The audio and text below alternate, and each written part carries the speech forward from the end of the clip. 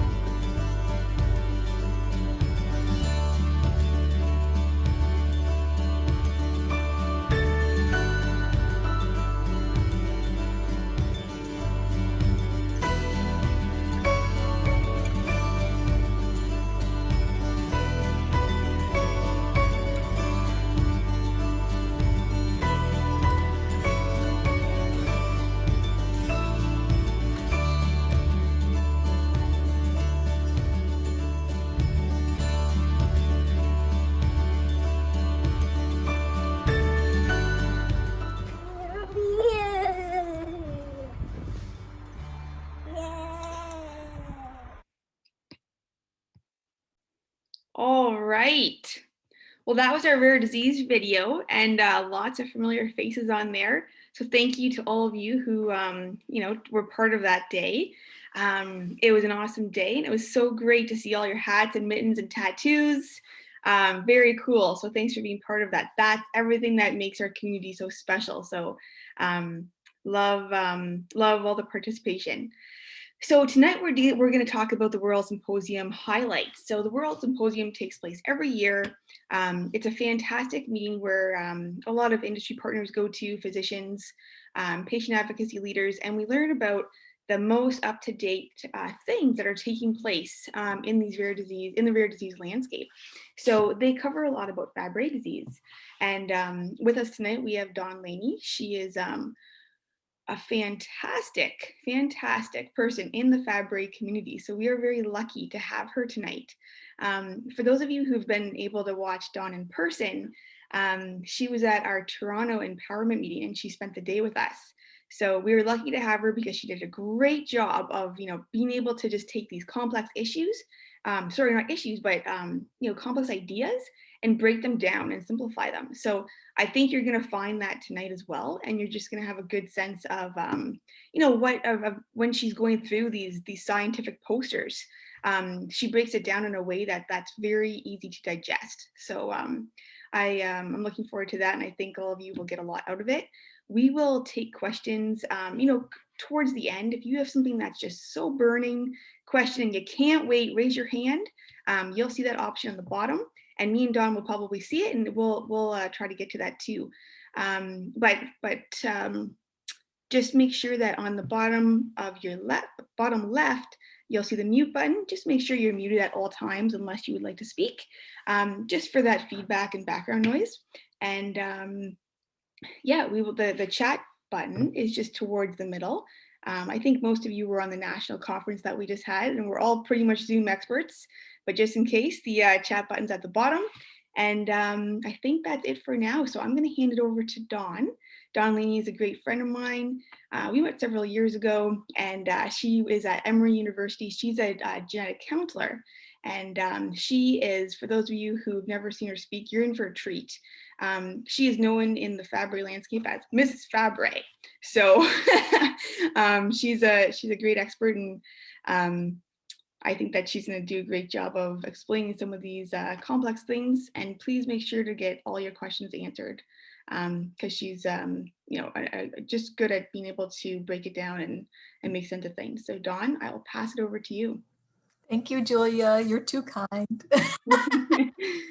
Hopefully I'll be able to at least impart a little bit of what we learned at World this year about Fabry disease and answer your questions about them, because some of the studies are new information and some of it is kind of more the same old information, but really supporting us and understanding better in the Fabry world how we need to think about things and how little pieces of information are adding to what we know. So I'm going to go ahead and share my screen so you guys can see. And I'm going to hop right in here. Okay, so these are updates from the 2021 World Meeting. This year it was all online. So, in a perfect world, we all get together and not only do we learn from the posters and learn from the sessions, but we do exchange ideas all the time. And that's what having Julia and I together does so well. And there's some great pictures of us all sitting underneath tables and just talking about different issues related to Fabry disease and thinking about ways to bring the community together from the medical side, from the patient advocacy side. And I miss that. I miss having pair martinis under tables and talking about what cool things we can come up with next. But we still got the information in our heads. So to me, it's a win for all of us. Okay, here's my disclosures. You guys, I do a lot of work in Fabry disease. So I've been able to get some grant funding for my own projects, my own ideas, but then I also am a study coordinator on a lot of the therapeutic trials over time, which I really enjoy because I think it helps me better understand these newer therapies as they come on the market. I've already had some experience with them, and I think that really benefits our patients. I also do a lot of speaking and consulting with the various pharmaceutical companies that work in the Fabry space. Okay, so when you go to a meeting like World, it is so much information, and some things that are not on Fabry disease but are on other diseases are helpful for us to know. So what I did is I found the highlights that I thought would be most useful to the Fabry community and tried to pull it together. And these slides are not beautiful. There's not lovely graphics all the time, but really it's just me trying to get down the core messages and then try to interpret them through my words as we go through them. I'm going to start with just some quick definitions just to make sure we're all on the same page. Some of these you're going to say, Dawn, we already know all this stuff. And yes, but I'm going to talk about like the next level of from the basics. So I want to make sure I don't leave anybody behind. Then I'll talk about COVID and Fabry disease because this was actually a really interesting topic that came up a lot during the world meeting. And we'll talk about the new information on the natural history and how Fabry disease affects bodies. And then we'll talk about therapies and what came out about therapies in the world, and then information that was given on clinical trials at World. So it's kind of how I organized it all for you guys. So let's start in the very basic beginning. As you guys know, we're all made up of cells, and there's different types of cells. And one type of cells that's really important, particularly in Fabry disease, are endothelial cells. These are the cells that line the inside of our blood vessels, and they, work in all our organs as well. So the blood vessels are lined with endothelial, and those same endothelial cells move through the blood vessels in our kidneys and our heart and in our brain. The other important type of cell I want to talk about is the podocyte cells. And podocyte cells are basically the deep filtering units of our kidneys, and they kind of look like fingers. And they all should be filtering together like fingers, and you want them to stay that way. If they're distressed or in problem, they get flatter and flatter and flatter, and they become like concrete instead of like fingers. So when you think about podocyte cells, think of just a funny word to say, the filtering units that take all of the, they transfer all the things out of our blood that we want to filter out, and they leave what we'd like to keep for maintaining our body in the way we want it. And the less they filter, the less well your kidneys are going to. The lysosomes are in the cells. They're a recycling center of the cells. Big complex molecules go in, handy little scissor-like enzymes break them down, and then they either recycle them for use again, or they send them out of the body. And as we all know that within that, in order to make the enzymes to snip things down, we need to have the proper instructions in our genes that code for how we make and create and move and grow in our bodies. And make sure that alpha-galactosidase A is made in our lysosomes. We have to have a GLA gene that doesn't have mutations that keep us from making it. So when you think about Fabry disease, it's a change on the X chromosome in the GLA gene, causes problems for our bodies to make alpha-galactosidase A, and then we don't have what we need in that lysosome to break down these big molecules. Again, thinking about enzymes like scissors that are proteins that break things down, and alpha-galactosidase A is the one we care about the most in Fabry disease. If you don't have alpha-galactosidase A, you get this buildup of gunk, which we call globotriacylceramide, or GB3, or we call it globotriacylsphingoside, which is lyso-GB3. In other words, these are the two main forms of gunk that build up in the lysosomes and can't break down, and all those cells that line the blood vessels and all those filtering units of the podocytes and other parts of our body, and keep things from working the way they should. And that's kind of the core problem with Fabry disease, is this storage. But it's not just the storage. Even though the storage is narrowing blood vessels, because there's the gunk, the GB3 gunk, in the walls of the blood vessels, making them smaller and smaller inside, so things have more problems getting through. They also start the cells to get irritated. And when cells are irritated, they send out signals to the immune system and the antibodies. And they say, I'm really irritated. And the body says, oh, I'm going to stop making energy, and I'm going to focus on the fact that you're irritated. So instead of the mitochondria forming energy all the time, they're actually focusing on this inflammation, this irritation of these cells to try to figure out what's happening with them. And it's a big, long, complicated looking pathway thing, right? Basically think of this as the cells sending out distress calls because they're full of gunk, and the immune system coming back and saying, oh, I got your distress call. I saw your inflammatory response. Maybe we should just, try to isolate you and maybe keep your cells from working because you're having such problems. And that's where you get the scarring or fibrosis and sclerosis. It's the immune system reacting to the storage in these cells. Over the past 5 years or so, you've probably heard us talking more about classic and non-classic Fabry disease. That's just shorthand for saying everybody's affected by Fabry disease a little differently. If you have the same gene mutation, it's going to be the same throughout your family, but there's some differences in how each person has it. So when we think about classic Fabry disease, the traditional definition we're using right now means you probably had onset of symptoms like pain, or angiokeratomas when you were a kid. It also means you tend to have less than 5% of enzyme, but that can be different. And it means that you've got a gene change that causes severe problems in making alpha-galactosidase A. It tends to be a classic Fabry disease, which can happen in both men and women, a more predictable path. We know that you'll probably have storage at this point before birth. You'll probably have problems with your kidneys at this point. You'll probably have problems with your heart at this point. Now, nothing's perfect, but it tells us that most likely classic Fabry disease, you're going to have problems in childhood. Now, on the other end is the everybody else end of things, which we call non-classic. Typically, we define this as having enzyme more than 5% if you're a male, and we talk about not having symptoms in childhood. Now, you may say, hey, I know somebody with a non-classic Fabry disease who had symptoms in childhood. And I say, yes, it's all kind of on the spectrum. But this is just our way of trying to categorize the differences between forms in Fabry disease. Because if you say, oh, well, nobody with non-classic Fabry disease had kidney disease, that does people a disservice. But if you have non-classic Fabry disease or later onset Fabry disease, it doesn't make sense to say, oh, well, you're going to have problems in childhood, because we don't always see that. So what we're trying to do, and it's not really that great, is trying to separate things out a little bit so we can interpret data better and we can understand how symptoms work in other people and how treatments might help different groups with different gene changes in Fabry. So I know it's kind of a complicated, long-winded explanation, just saying Fabry affects different people in different ways. Okay, so now we're going to dive straight into these updates. You know, we are all living in a really strange world still. This is the world impacted by COVID-19.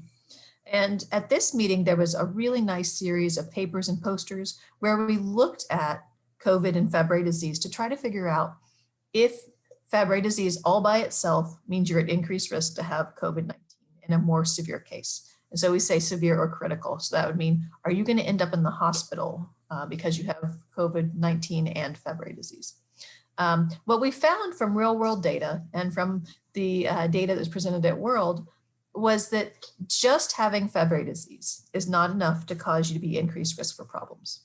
Now, if you have Fabry disease that has progressed to the point where you've got kidney problems or heart problems, that's the point when we think, hey, we need to think about you as being a more severe risk. But it's not just because you have Fabry disease. It's because you have Fabry disease that impacted your organs already. We did find that having proteinuria was not enough to be considered at increased risk. We found that having bradycardia, so a slow heartbeat, wasn't enough to put you in that increased risk category. So it was a little bit reassuring.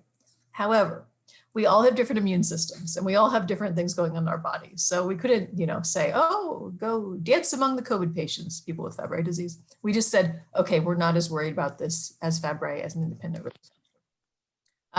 But if you're at risk, you're at risk, whether you have Fabry disease or not. So we say these are the folks we really want to follow more strict COVID restrictions. And those are the people we would like to get vaccines first. When we looked at COVID-19 in the real world, I mentioned this already, the people who had Fabry disease, but it was more, they didn't yet have end organ disease, not significant heart disease, not significant strokes, not significant renal failure. They really had symptoms like you'd expect to see in the general population, folks who are not at increased risk. So they had loss of the smell, loss of appetite, which could lead to a lot of GI problems. Definitely fatigue, muscle pain. And because of the fever that comes with that, there were people who had Fabry pain crisis. So that is the unique thing about Fabry disease, or what stage of or how progressed your disease is. If you have Fabry disease and you have neuropathic pain, if you get a fever, you're probably going to get a pain crisis with COVID because it causes that same fever and loop with pain. The two patients who had critical COVID-19, people who had to go to the hospital, and two that passed away, they already had significant heart disease and one had renal failure and strokes already. So we found if you've already got these Fabry associated risk factors of severe organ damage, that's where we're most concerned about you getting COVID-19. But we're still worried about everybody getting COVID-19. So. The way that we found that kind of helps you classify this risk and how to think about your personal risk. Now, this is not perfect, and you always want to talk to your doctor about this, but we said, okay, let's first look at what the risk is for severe COVID-19 based on how old you are and what symptoms you have. So if you look here for yourself, let's see, let's do me. If I was affected by Fabry disease, and let's say I had classic Fabry disease, and I am young, all right, I'm not young, let's see, I am a classic Fabry disease above 40. So I would move up on this right side based on age and sex, up into this redder, yellower region. And if I had had a stroke, or if I had had extra white matter lesions on my MRI, or if I had a bunch of TIAs, then I would be higher risk. And I'd be even higher risk if I'd had advanced kidney disease, been on dialysis. That would put me at a higher risk to have severe COVID-19. So this was just our way of trying to help healthcare providers and patients better understand what their risk is if they have Fabry disease as a risk factor, and different symptoms, and a different classic or non-classic form of the condition. So hopefully it's helpful out there in the world. We always say take the same precautions, wear a mask, avoid contact with those who are not wearing masks, wash your hands, avoid crowds, and keep getting your therapy. Enzyme replacement therapy, chaperone therapy, dialysis, taking your pills to lower your blood pressure and proteinuria. All these things will help you not only keep your disease stable, or as stable as we can keep it, but also helps you better weather COVID-19. When we think about vaccines, there's a lot of news reports out about different types of vaccines, and there's evidence that there's no evidence right now that having a vaccine would be a problem for an individual with Fabry disease, unless someone has an allergy to pegylation, which is part of the 2 mRNA-based vaccines. That would be your Moderna and your Pfizer. If somebody has, we also are recommending, if you are having your enzyme replacement therapy, maybe don't get your COVID vaccine on that same day, because if you're having infusion reaction, or if you're having a vaccine reaction, you can't really tell them apart if you had them on the same day. So we're saying maybe have them on different days.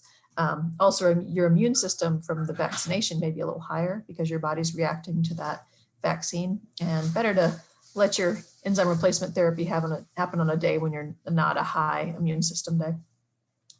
So this is something you talk to your doctors about. Have they already measured your blood to see if you've got high antibody titers? We talked to our infectious disease folks and said, well, if you're a Fabry patient who's got high antibody titers, go ahead and get that vaccine. There's no reason that you shouldn't. It doesn't mean you should wait or delay. It just means that you were exposed at some point, and it would be great to get you more exposure, because we don't know who's more likely to have a second case of COVID-19. There are other contraindications that some people have that mean they shouldn't get the vaccine right now, like a very low white blood cell count, or some people who've had transplants, their transplant physicians are asking them to wait or take a specific vaccine. And that's just something you talk about if you've got some different things. Other than that, we are advising all our Fabry patients to get right up there in line and get the vaccine when it's available to them. And depending on where you are, there's different rules in the United States. I haven't seen specifically what they are in Canada, but that's where your healthcare provider can help you understand when is time and which vaccines are available and which one makes more sense for you. There are some vaccines out there that are more traditional vaccines. In the United States, we've got the Johnson & Johnson vaccine, and that's a DNA-based vaccine. That's more like a traditional one, like the MMR and some other vaccines that are out there. The mRNA-based ones, again, are Moderna and Pfizer. Those are the ones that are more cutting edge technology, for those who want to think about it that way. So there was a great poster that was at the meeting, and it was all about you guys. This one was what they try to do is look at the A143P mutation, and that's the one that's more common in Nova Scotia, and there's a founder mutation. And they said, okay, let's look really deeply into this mutation and see what facts we can learn about how people with this gene change experience Fabry disease. And so they had a couple of things that were not perhaps surprises, but are still good to confirm and know. One thing is the more severely progressed the disease is, the more likely it is that you will have a stroke or cardiac issues or kidney failure. So that's not too surprising, but it is good to clarify that. There was a nice bullet point, which was that if you look at survival, so living longer, on ERT, it's better than it was without ERT. And so they found that greater than 15% of men with this gene change survive to greater than 60 years. So if you heard the old stat about, got to worry about surviving past 40, it's very nice to see this greater than 60 number. Recognizing that many of our gentlemen who are that old already had severe progression of Fabry disease before they started ERT. So we know the earlier you start, the better. And so this is great news that even for our older gentlemen, that they're thriving and continuing on. Other than that, they found that men with A143P tend to have higher levels of urinary plasma, GL3 and GB3 and lyso-GB3, which makes sense because more systematically increased makes sense. And then women had other different forms of the gunk that builds up in the body. And so we've got to figure out what those different, we call them analogs, what those different forms of GB3 and lyso-GB3 mean overall. They also found that looking at just straight up plasma lyso-GB3 doesn't always tell how well you're going to have an outcome. So can you predict based on a high GB3 that somebody's going to have heart disease? Evidently not. So that was kind of interesting news. It tells us that it can be useful for looking at therapy, but doesn't tell you, hey, so this person's going to have more problems than that person based on their level of GB3, lyso-GB3 in the blood. So that was nice. That was Canada based. And I was like, oh, good, because I want to talk to people in Canada and I got a good study to talk to them about. Remember we talked about those deep filtering units, those podocytes, and how the Fabry disease, that's what really helps our kidney filter things, and podocytes get full of gunk and they have problems. Well, in the past, they told us that the podocytes didn't share. So they could get a kidney biopsy from a woman with Fabry disease, and they could look at the storage of the gunk in the cells, and they found there could be a podocyte cell sitting there that had plenty of enzyme, and another podocyte cell beside it had not enough enzyme. And this one was full of the gunk, full of the GB3 and lyso-GB3. And the other one had no lyso-GB3, but they didn't share their enzyme levels. So we knew that was a problem, that people couldn't, the cells weren't sharing, at least those cells in the podocytes. Well, they took some of those cells recently at the University of Washington. They put them in a dish, and they found that some of those podocyte cells would actually share. And they shared by sending a little tube over to the other cell and sharing enzyme and sharing lysosomes. And they're called tunneling nanotubes. So evidently they happen, and they do help to share. And the next question, and they found a gene that seems to help make more of these tunneling nanotubes. So maybe if they can figure out how to work those tunneling nanotubes, they could make our bodies share better from one cell to another of these lysosomes that have enough enzyme. So it was interesting. And it doesn't mean that tomorrow we're going to figure out how to make little tunnels from one cell to another, particularly in our podocytes or kidneys. But it was cool to see that they were moving forward. And there is a mechanism that naturally occurs in our bodies that helps share enzyme and lysosomes from one cell to the other. So if we can help our cells share, send them back to kindergarten, maybe they're going to do a better job of passing back new enzyme from gene therapy, or maybe they're going to pass things to the brain that we're not so used to them passing on. So that was good. All right. So let's talk about the heart a little bit.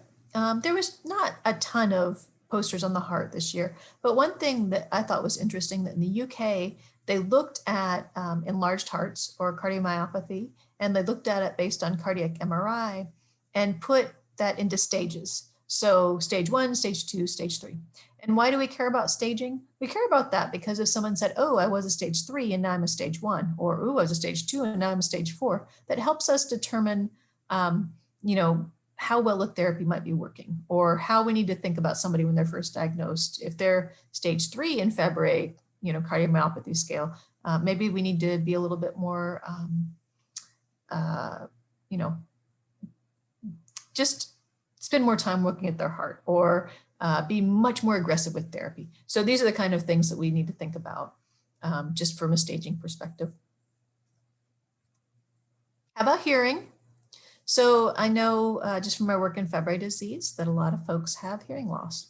And they did a study that was it was the Danish folks. They did a study in them to figure out a little bit more about hearing in Fabry disease. So it's just a way of seeing what's going on with them and how things changed. So one thing they found that it's hearing loss is more significant up at higher frequencies, which I think we could say is definite from our work here too. They found that more women had more significant hearing loss than women with Fabry disease. Doesn't mean women don't have it. It just means that more consistently men had hearing loss. They didn't see any changes in hearing and hearing loss with just enzyme replacement therapy, but they did one study on one person. So we call it a case report and we say, you can't put everything into this. But they found that when they gave one person enzyme replacement therapy and chaperone therapy, it seemed to halt the progression of hearing loss. Now, that's just one person and everybody's different. But that was kind of interesting to see. Maybe in the future we could do a study and see if that holds true for other people as well. How about pregnancy? I don't know if any of you have ever gotten pregnant and been on enzyme replacement therapy and your doctor said there's not much information out there. Well, this was an attempt to get a little bit more information out there. And what we did is we looked at the Fabry registry and we looked at people who were treated with enzyme replacement therapy, galsidase beta in this case, during pregnancy. And we compared pregnancy complications and problems with the babies, neonatal complications and problems with delivery. And basically what they found was the risk for women who were on alpha-galactosidase A was basically the same as average women. So women who were not an enzyme or didn't have Fabry disease.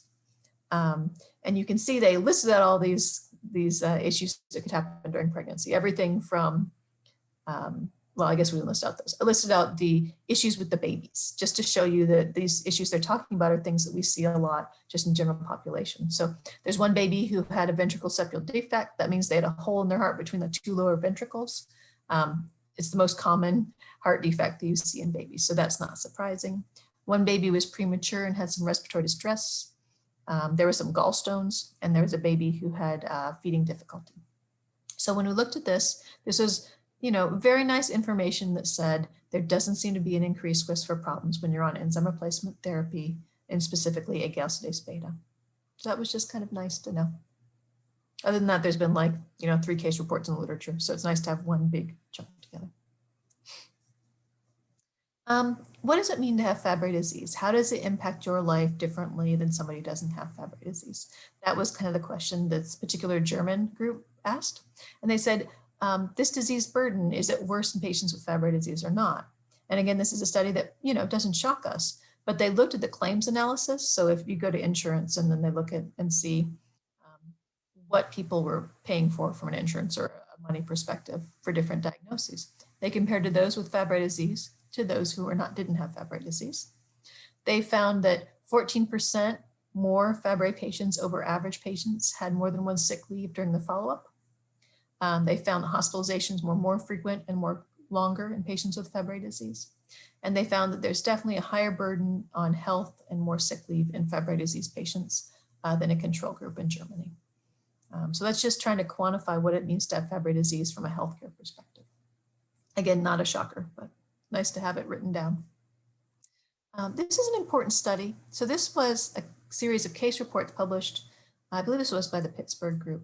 And you may remember the early days of COVID-19, it looked like hydroxychloroquine might be useful in treating Fabry disease, in treating COVID-19 to make less severe disease. Well, this was some evidence that using hydroxychloroquine in Fabry disease is not a great idea.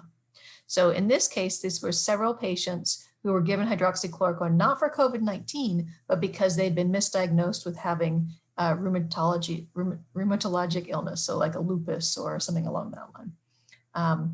And they looked at, there are 4 ladies who had Fabry disease, but they also were taking hydroxychloroquine because of their other symptoms they were diagnosed with. When 2 patients stopped taking hydroxychloroquine, they were okay. They didn't seem to have toxicity. Their Fabry didn't seem to get worse, but they just stopped it because they realized that perhaps they didn't need it. They were treating a disease they didn't have. But 2 had muscle problems with elevated levels of CPK, that's creatine kinase. When your muscle breaks down, its distress signal is CPK levels that increase. And in this case, there were 2 patients with Fabry disease who were taking hydroxychloroquine, and their muscles were sending out distress signals. When they stopped taking the medication, their disease continued to progress, both the Fabry disease and this muscle problem. And they really had a bad reaction to this hydroxychloroquine, and one passed away from their progression of their neurological and their muscle issues. So this basically just tells us, we know that hydroxychloroquine can cause arrhythmias of the heart, so your heart beating out of rhythm. But now we also know that it can also cause additional problems with your Fabry disease progression and the side effect of muscle problems with it. So this is just a clue. Don't use hydroxychloroquine in Fabry disease if you can help it. There was a cool study that John Jeffries presented that he looked at large claims data and looked at people with Fabry disease, like a bunch of like 5,000 people with Fabry disease, and tried to find different symptoms that appear more frequently. And then he modeled how he could find more patients and predict how many he would find based on how he did the data. Really trying to find a way to use the symptom data and these large data sets of medical records to identify patients with Fabry disease, hopefully earlier, and then hopefully get them to therapy early. All right. Any questions, Julia? I should talk about that before we move into therapy stuff. Nothing pressing yet, Dawn. Thank you. Okay, thanks. Yeah, you guys can hold them to the end, or if you don't have any, then we'll see at the end here. But okay. Perfect. So agalsidase alpha, as you know, this is one of the medications that's out there, and they have a patient registry called FOSS that we don't do in the States. I don't know if you guys do it because you have your own registry, but this is one it's been going for 20 years now, 20 years of this registry. So they started showing interesting data, what they see from patients. So one thing they did is they took all the patients over the 20 years that were on agalsidase alpha. So that's their product.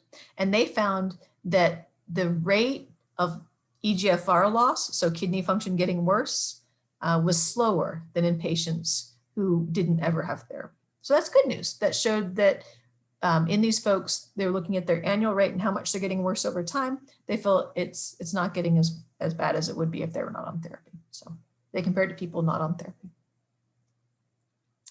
Agalsidase beta, that's the Sanofi Genzyme product. They had a couple of different things. They also have been around for 20 years with their registry. And so some of this data was on that. And some of their was just like a data specific thing they were looking at here. So one of them is they said that men with Fabry disease, with classic Fabry disease, who were just starting enzyme replacement therapy. So they'd never had therapy before and suddenly they did. They had partial clearance of their podocytes quickly over just 5 months of therapy. So that's really fast clearance. We usually think about clearances taking a little bit longer, but they found that the first 5 months of ERT really clears things out better. And then when they looked at how much cleared out over the next time frame, so like over the next 54 months, they found it doesn't clear as well, which is interesting because, you know, our podocytes, those ones I keep talking about is our deep kidney filtering units. Those podocytes, they are so important for keeping our kidneys functioning. And if the podocytes clear out really quickly, as much as they're going to clear out in the first 5 months, and then they don't clear out much after that, that's interesting. That leads to the question, like, how do we get the rest of it out? We don't really have a good answer there, except they said we got to focus on the kidney for that particular part. The other thing is they looked at the registry data for people who'd been getting agalsidase beta, and they found that it appears to stabilize eGFR decline and the thickness of the center of the heart. And it was better when you started it younger. So that's kind of mirroring the data that we just saw with agalsidase alpha, just saying, hey, it seems to help the kidneys. And then it's also data saying, oh, but maybe not the deep units as well as it could.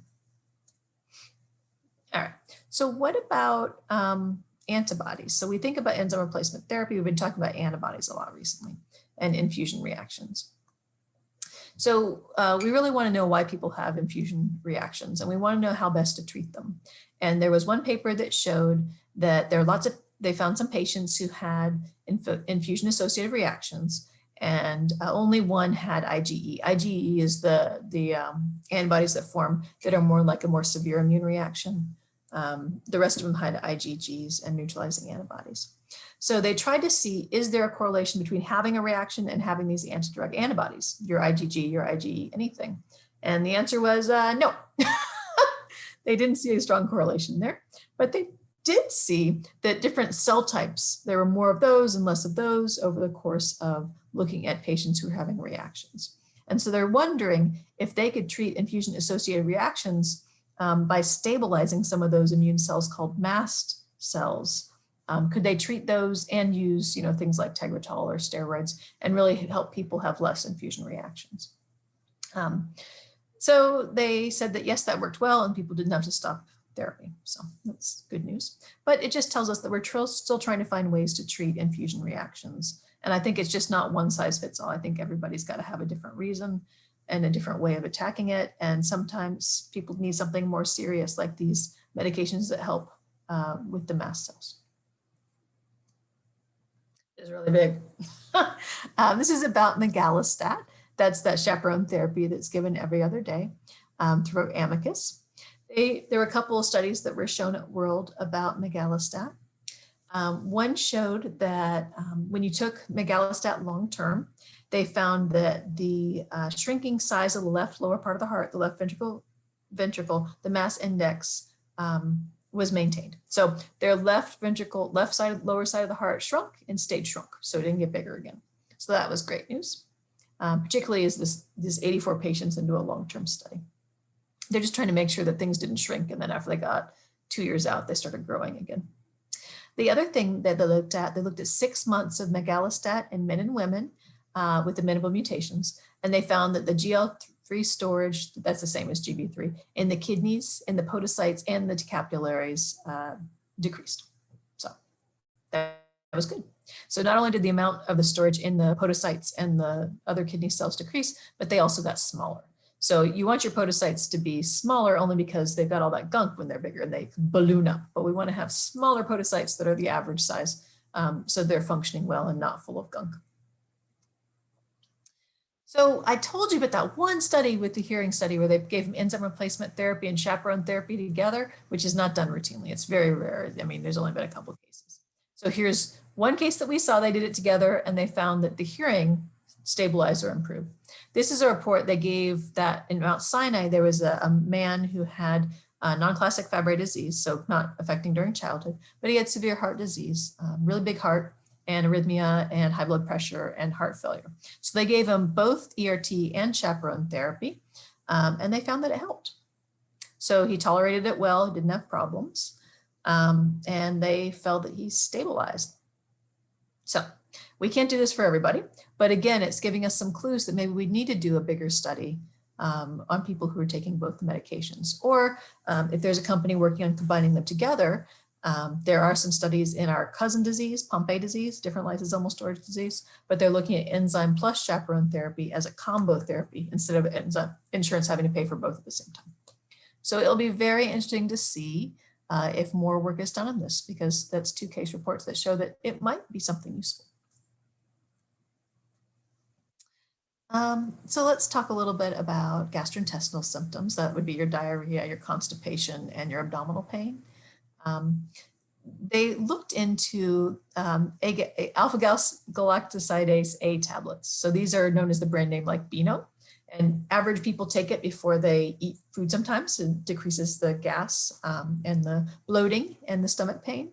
And we've wondered for a long time. Many people have said, well, okay, if we take this medication, this over-the-counter supplement, it's alpha-galactosidase A. Shouldn't it help my GI issues? And there's been a couple of case reports that said, yeah, it seemed to help, and some that said, no, it doesn't seem to help. But this is a bigger study that Linders did, and they tried to figure out, okay, so if we give to 7 people, does it help? So they gave 7 people who had diarrhea, abdominal pain, and flatulence, farting. They gave them a large dose of this every day. So this is basically like 4 pills of Beano over 50 to 180 days. And some were on enzyme replacement therapy and some were not. And they found that it seems to be at least a little bit absorbed through the stomach.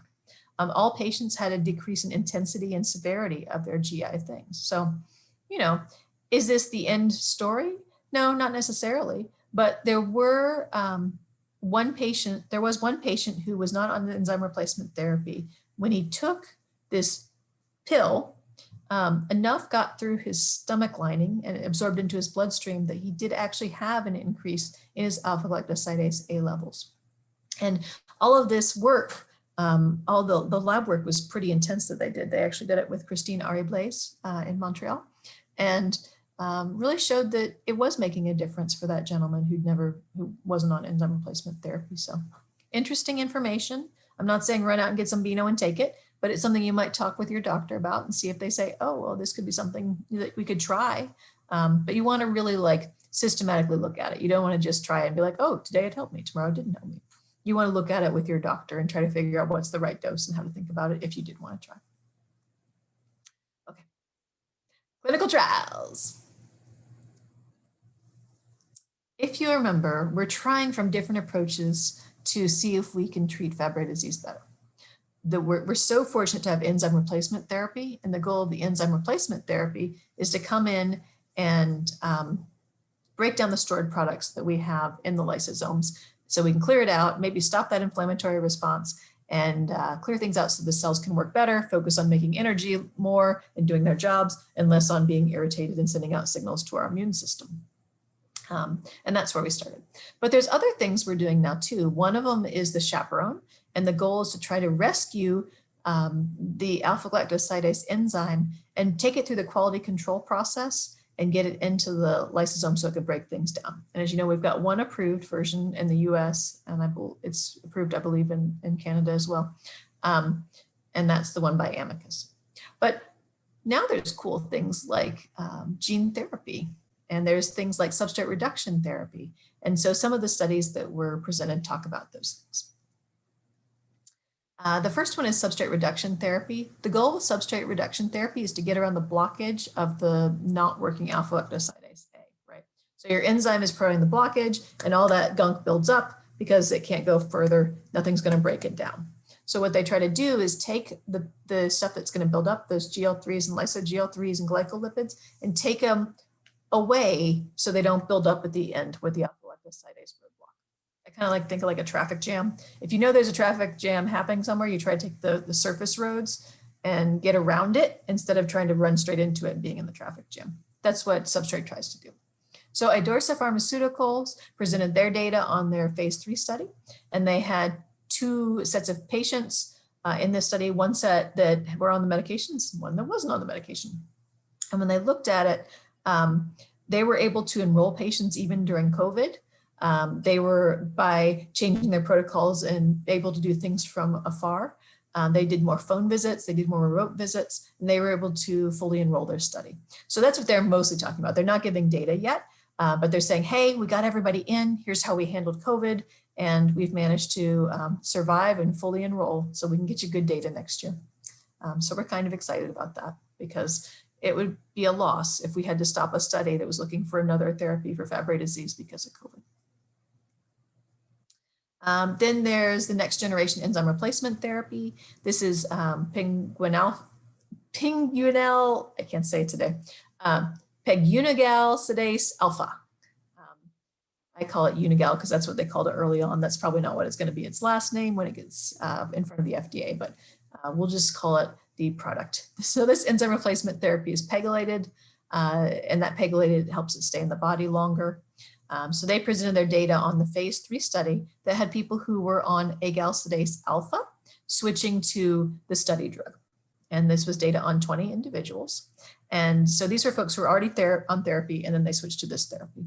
And at 12 months, they found their lyso-GB3 decreased from baseline by 31%, so less than even they had before.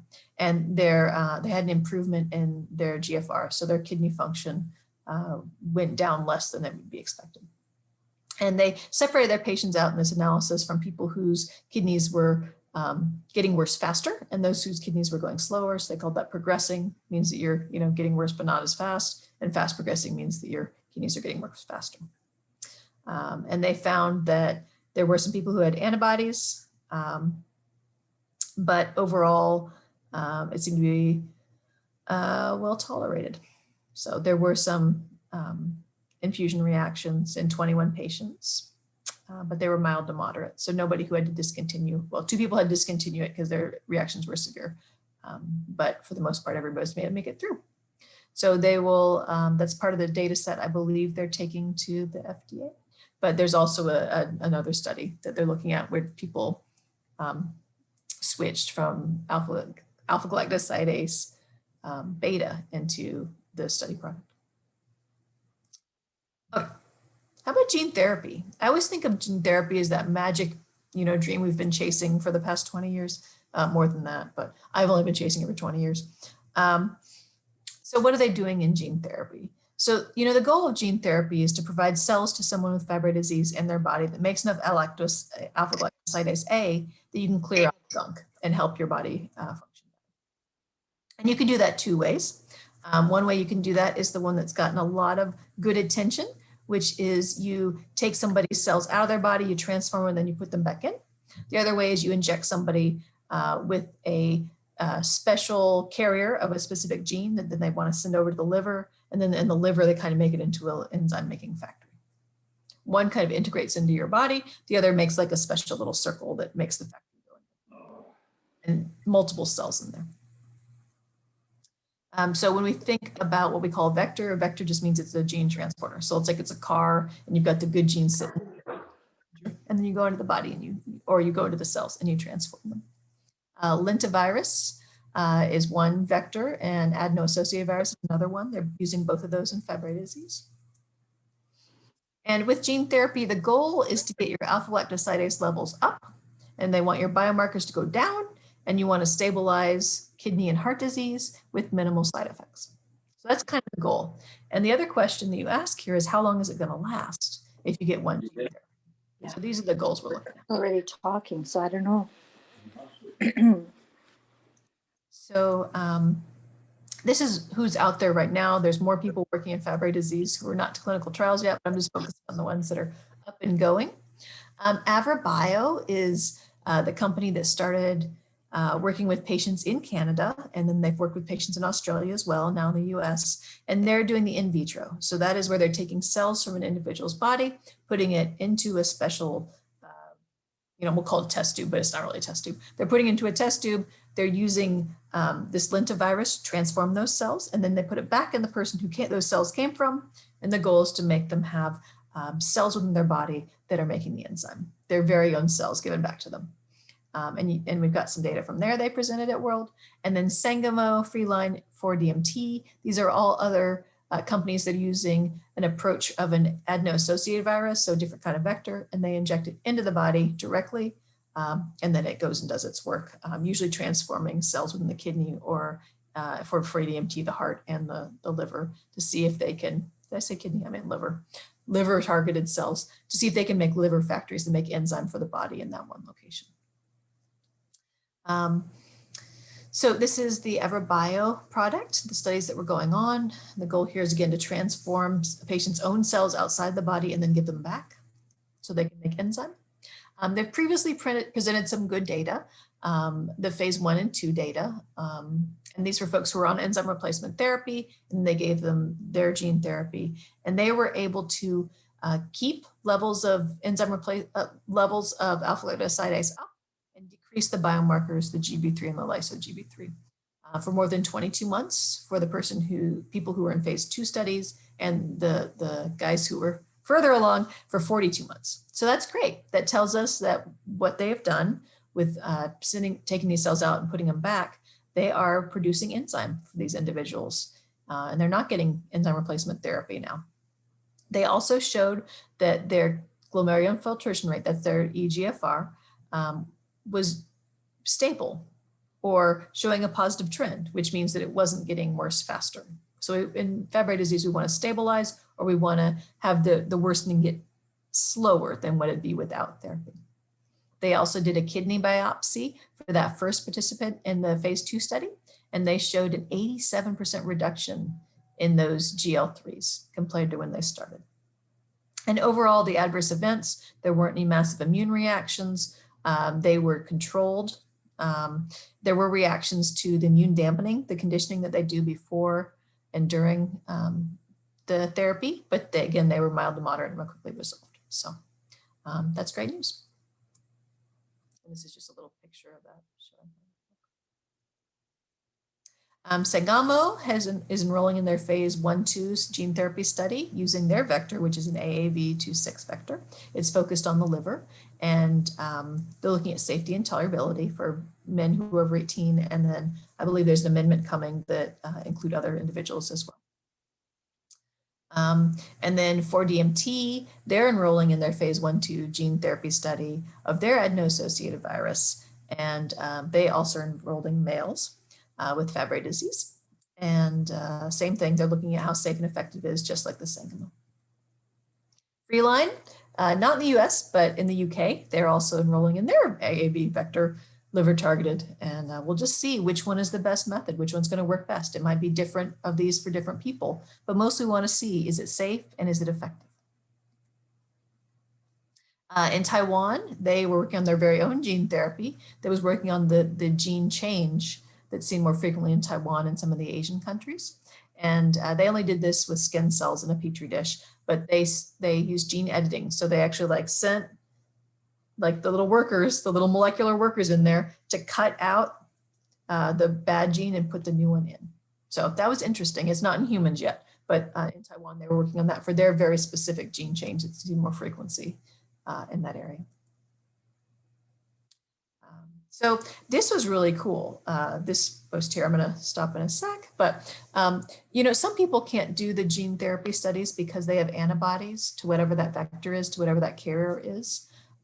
And some people, if they've had one gene therapy, they couldn't have another one because they already have antibodies to that gene therapy. And if you have antibodies, your immune system is going to react in a way that we don't want it to when you get a second gene therapy or if you already have antibodies. So there's some work from Jeffrey Alexander. He works at Spark Therapeutics, and he found a specific, we'll call it a molecule. It's an endopeptidase. And what it does is it cuts apart all those different antibodies to the AAVs you don't want. And they used it in non-human primates, so think monkeys, and it seemed to work pretty well. And they are trying to develop this for humans now. So people who are currently unable to get gene therapy could get gene therapy, or people who've had gene therapy once could get a second dose if they have antibodies. So it's pretty exciting. So there I'll stop and I will take your questions. I know it was like a fire hose full of information that I just gave you. But I'd love to hear your thoughts on any of these things. I'd love to hear your questions on any of these things. And it just was a great meeting. So I think we had a lot to talk about. Thank you so much, Dawn. Wonderful job as always. For those of you who have questions and you haven't already direct messages me, feel free to just write them in the chat, or if you want, you can pop on your video and you can ask Dawn yourself. That's okay too. So we have a couple here, Dawn. So one is, it's a vaccine question. So someone was asking, Fabry and blood clots, right? And then with this new AstraZeneca news that has come out, if you can shed any light on that. Sure. Yeah, I don't have much inside scoop there. I know that in AstraZeneca, which has been given a lot in Europe and actually in Africa as well, there has been some reports of blood clots after getting the vaccine. From what I heard on National Public Radio this morning, they haven't yet said, oh, this is definitely caused by the vaccine, but it raised enough concern that they stopped giving the AstraZeneca so they can try to figure out what's going on. Why is it causing these problems? There's a rate of people getting clots just across the board in the general population, but they want to make sure it's not happening more because they got this vaccine. So far, they haven't had this reported in the other vaccines, so not Pfizer, not Moderna, not J&J, Johnson & Johnson, but you better believe they're going to be looking really closely for it. They're going to try to make sure that they don't see an increased risk. And so they're, I'm sure, coming through that data right now, because if they're having the same kind of problems, they're going to want to tell us about it. So I would say at this point, I know a lot of folks with Fabry disease are already, taking medications to decrease that risk for blood clots. So talk to your doctor, depending on which vaccine they're telling you about. And you can say, look, I saw on the news the AstraZeneca has increased clots. Are you more concerned about one of these other vaccines as well? And they can give you some data. Thank you so much. At what age can a Fabry person be eligible to participate in gene therapy? Good question. So most clinical trials start with adults. So 18 and up 18 is up in the US. That's considered the age where they can give their own consent. Different countries, it's a little bit different. Sometimes it's 16. But here in the United States, it's 18 and up. And when we think about participating in clinical trial, you have to really consider all the risks that go with it. So we say, okay, you're 18 now, you can participate in clinical trial. But at that point, we really want to involve you in a big conversation about, okay, this is the first round of gene therapy. We don't even know the right dose yet, and you've got a lot of living to do. So let's make sure that this is right for you. And we're not going to, say you can't do it, but we want to make sure that you're thinking about it as something that's going to be not just helpful to the community by you participating, but helpful for you long-term as well. So 18 is the line, but we want you also to really think about it and involve your family in the discussion. Perfect, thank you. Is there research happening about treatments that work better for mutations? So we know about obviously chaperone therapy, but other treatments other mutations. Is there targeted studies going on? Not so much, because there's only a few mutations where you see a lot of patients who have the same gene change. There's a lot of family specific mutations, but we just talked about the Nova Scotia mutation that's more common, and that's where they're starting. They're starting with that great big study you guys participate in, the Canadian Disease Initiative, and that's what they're starting to figure out, is if people have this mutation that's more common, how are they reacting to therapy? Are they doing better than other people? And that's what they're trying to learn there. There's a few other mutations like that. I mentioned the common mutation in Taiwan. That one they're looking into more from the Taiwanese perspective and therapy for that. N215S is another common mutation we see, but really even the top 10 Fabry mutations are not very common. So it would be hard to do a study with just a specific mutation unless it's like one of those big ones like the two I just mentioned. Makes sense, thank you. Are there any known cases where either parent of a Fabry patient does not have Fabry disease? Yes, there's a lot of them. Not a ton, but on a fairly regular basis, I will, we're always going to test mom and dad. And then, our first question is, okay, neither of your parents had Fabry disease. Is there any chance that you had non-paternity, or there's just something wacky? And there have been cases where dad had a change in his sperm cells, but didn't have it when he tested his blood. So that's really rare, but there was a case where the dad didn't have it, the mom didn't have it, and the kids did. More common is that the person we tested, whose both parents test negative, is a new mutation. And this GLA gene is prone to mutations, and that's why we have so many family-specific mutations. So absolutely, there's people whose parents don't have it, and they do have it. But we have to test first. We can't just look at the parents and look at their health and say, oh, they don't have it or they do have it. What we have to do is really check their genes and say, oh, okay, neither of you have it, so that means you probably have a mutation, but we should test your sisters and brothers just to make sure. Perfect.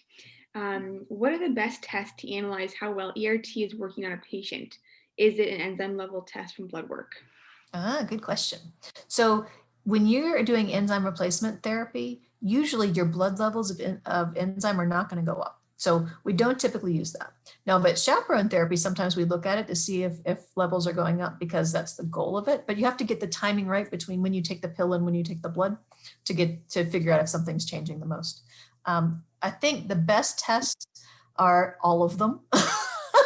So when we talk about trying to figure out how well therapy is working for somebody, we're going to do labs to see how the kidneys are doing. We're going to do heart studies. So we try to do cardiac MRIs for the best view, but echoes and EKGs are recommended other places. We want to do a Holter monitor to see if that's that Molter you put on, and you do it for like 24 hours, 48 hours, 30 days, to see if somebody's having more arrhythmias. And we want to talk to you, because when you talk about pain, when you talk about gastrointestinal symptoms, and then we also want to look at those biomarkers in the blood. But the biomarkers in the blood, those levels of lyso-Gb3 and GB3 are not the full story. So we really have to look at everything.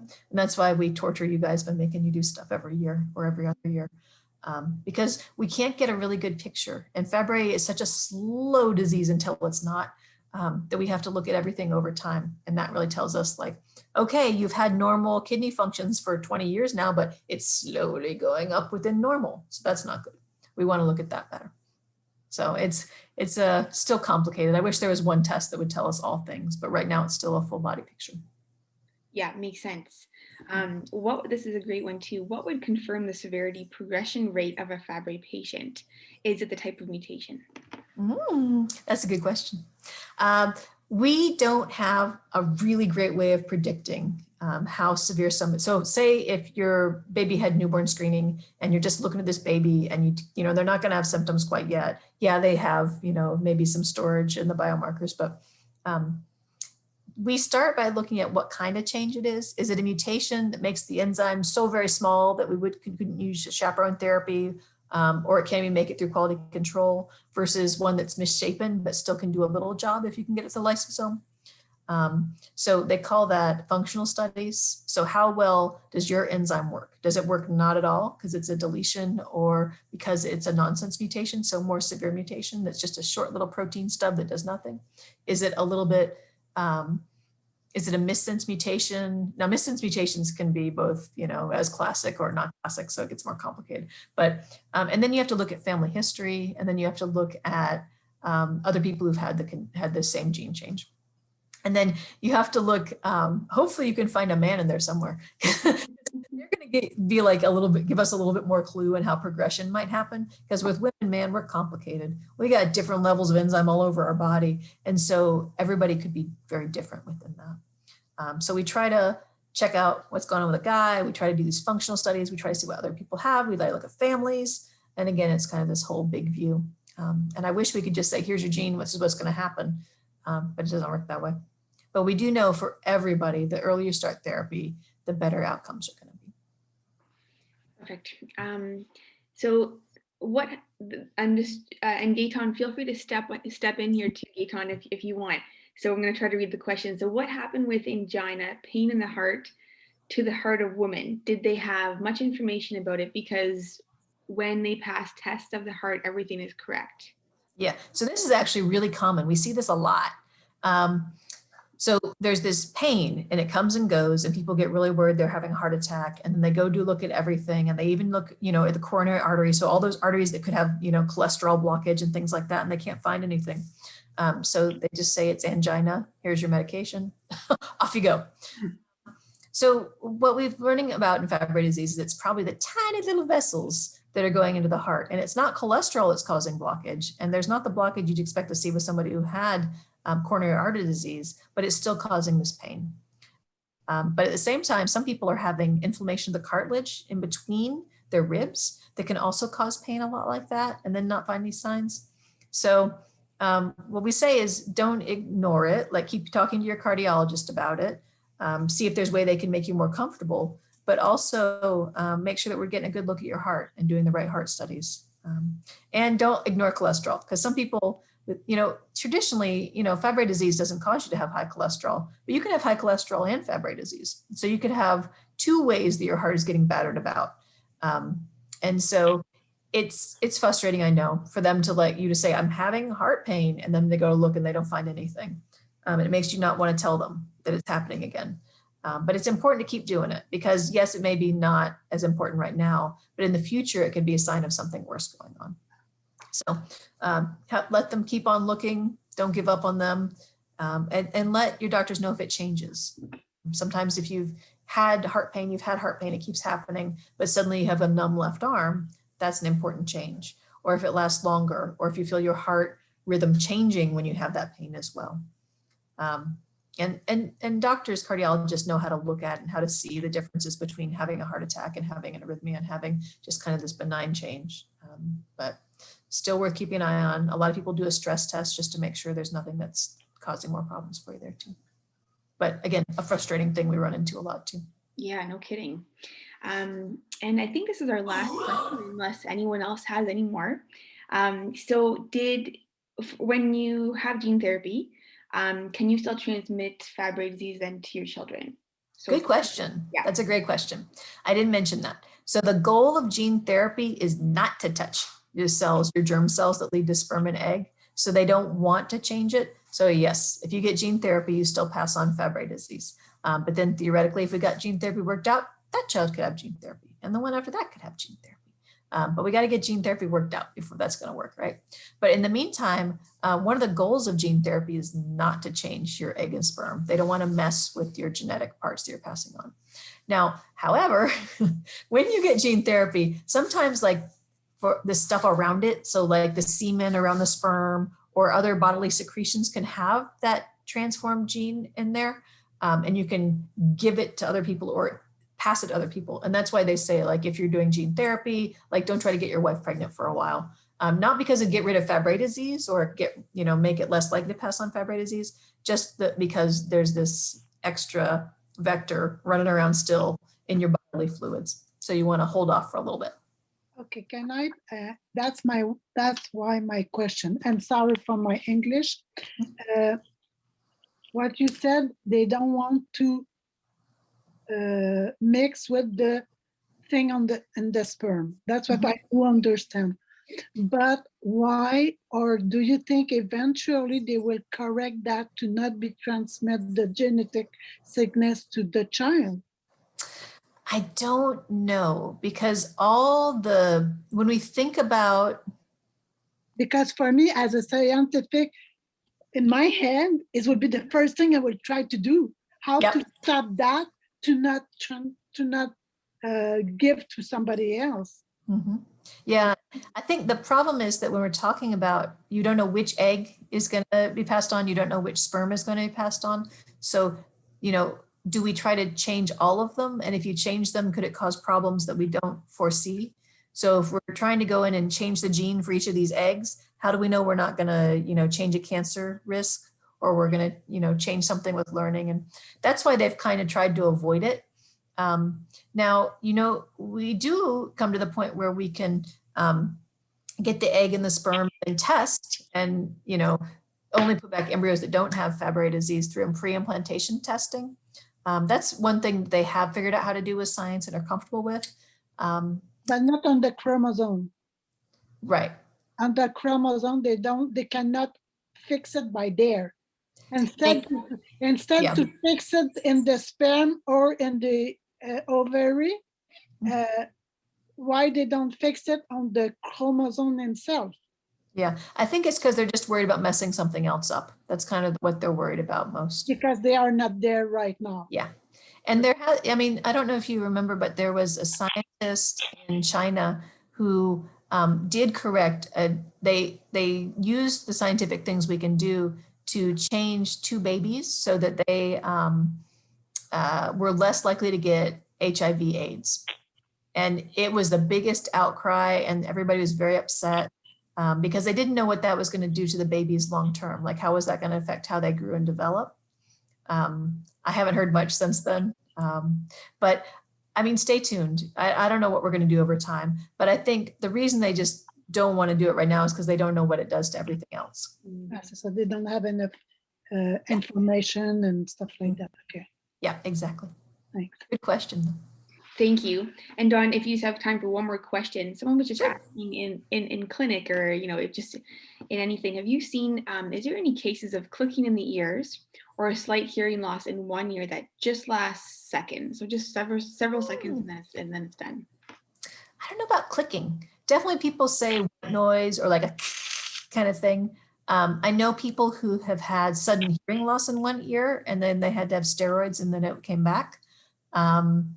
I don't think I've heard about clicking yet. Doesn't mean that doesn't happen and somebody hasn't told me, because I think one of the things about Fabry disease is you have all these interesting little things that happen. It's just not big enough to talk about. So keep asking. Yeah, great advice. Great advice. Yeah. And I think that's so true is, when you go to the doctor and they do those head to toe analysis, sometimes you feel a little funny because there's lots of things that we can always talk about, and you don't necessarily, I sometimes assume that normal is my normal, but it's maybe not, the word normal is so different to everybody else. So important to always tell your doctor everything. Your doctor may not thank you for that, but yeah. But, I think that it's important. So you these are my top three things I'm most worried about, but also I'm getting this clicking in my ear. Like, is that something that tells me I'm going to lose more hearing, or what is that? I think it's worth mentioning. I mean, people mention the strangest things to me and I'm really grateful. Like somebody will say, hey, I feel like there's an animal scrabbling underneath my skin on my left side. What is that? And we'll find out that he had nerve damage from something, It's like, oh, well, thank you for telling me, because now we know what's going on over there. But, just strange thing. Like if I live on my left side, I can't feel my heart beat out of rhythm. But if I live on my right one, I can. That's important for a cardiologist to know. Seems, small, but for them, it actually helps them. So Yeah, so interesting. So interesting. Well, thank you so much. Thank you for your time. Thank you for everybody who stuck with us. We're 14 minutes over and I appreciate it. You're wonderful. We have lots of people that just saying, Dawn, thank you so much and for your time. We appreciate it. You're welcome, guys. Happy to help. We look forward to And I seeing see your mama. Hi, Dawn. Nice to see you, Dawn. Great to see you. I'm sorry we're not in a warm, sunny climate together. I know. Okay. No kidding. Okay, bye everybody. Thank you very much for joining Bye, us. thanks everybody. Bye. Take care. Bye.